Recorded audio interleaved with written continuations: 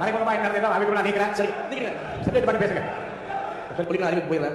சிவன் சொத்து கொரோனாசம் என்பது அறிந்தவர்கள் நாங்கள் என்று சொன்னாலே கூடிய சீக்கிரம் நிறைய விஷயங்கள் எடுத்து வச்சிருக்கோம். ஆதாரம் வெளியிடும். நான் உறுப்பினர் ஆதாரம் வெளியிட